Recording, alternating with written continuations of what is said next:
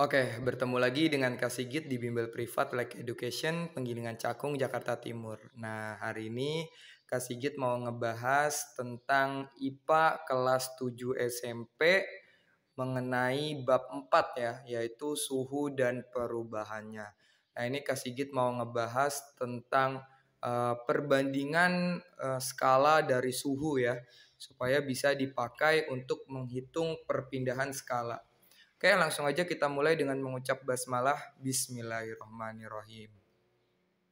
Oke, pertama kita harus tahu dulu bahwa suhu itu apa? Suhu itu adalah satuan atau tingkat derajat panas suatu benda. Sebenarnya nggak cuma benda, tapi bisa juga makhluk hidup kayak manusia juga sama. Jadi itu diukur dengan mengecek suhu. Nah, suhu itu bisa dicek dengan menggunakan alat disebut termometer. Nah, dalam mengecek suhu ternyata dia punya skala atau satuan-satuannya.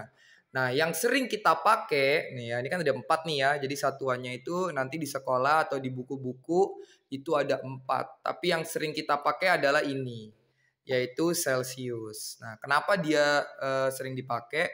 Karena titik titik tetap bawahnya sama titik didihnya, titik tetap atas itunya gampang ya, 0 sampai 100. Jadi dia sering dipakai di kehidupan.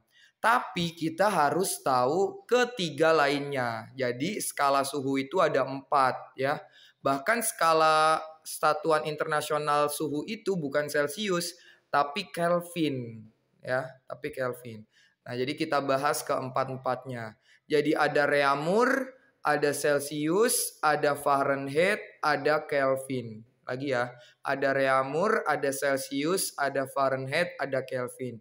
Ini kalian wajib hafal, kita wajib hafal.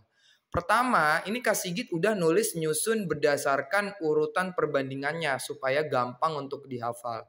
Pertama Reaumur. Reaumur itu punya titik tetap bawah atau keadaan membekunya itu adalah 0 derajat Reaumur.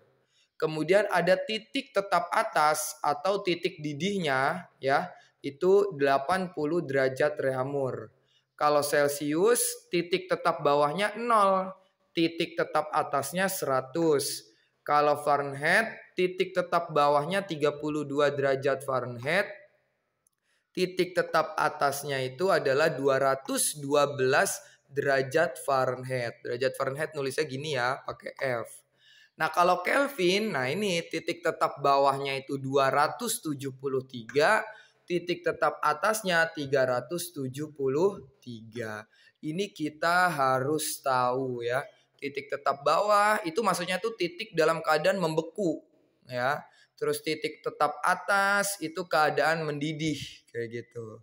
Nah, terus setelah kita tahu titik tetap bawah, titik tetap atas, kita harus tahu perbandingannya karena perbandingan ini mau nanti kita pakai untuk menghitung. R itu perbandingannya 4. Nih, ini cara cepat ngapalinnya nih. R itu 4, C itu 5. Nah, Fahrenheit itu berapa? 4 tambah 5, 9 ya. Jadi Fahrenheit itu 9. Tapi sebenarnya dia dapatnya nggak kayak gitu ya. Ini Kak Sigit cuma 4 tambah 5 itu untuk memudahkan kita menghafal. Jadi 4 tambah 5 9, tapi dia harus ditambah 32 kayak gitu ya. Harus ditambah 32 dulu baru dipakai untuk menghitung.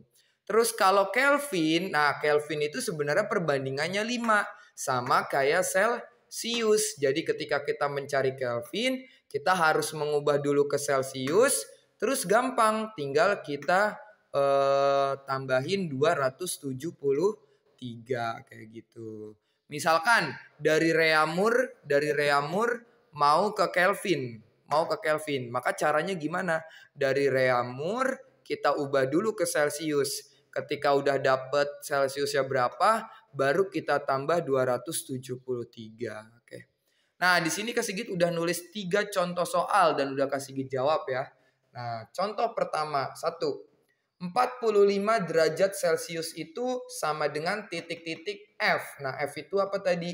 Fahrenheit. Berarti 45 derajat Celcius itu berapa Fahrenheit? Caranya gimana? Karena kita mencari Fahrenheit, perbandingan Fahrenheit itu berapa? 9 kan? Celcius itu berapa? 5 kan? Karena kita mencari Fahrenheit, maka kita tulis 9/5. Karena kita nyari Fahrenheit dan berasal dari Celcius, maka 9/5 dikali 45. Kak, 45 dapat dari mana? Dari sini. Nah, habis itu nanti kita tambah 32. Tapi kita kali dulu ya. Ini 5-nya dicoret. 5 bagi 5, 1. 45 bagi 5 berapa? 9 ya. 9 kali 9, 81. Ditambah 32. Nih, udah kasih ditulis ya.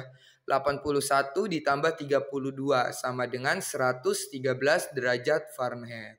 Jadi kalau misalkan kita mau dari Celcius ke Fahrenheit, maka jangan lupa ada penambahan 32. Ini udah hukumnya dari sana ya.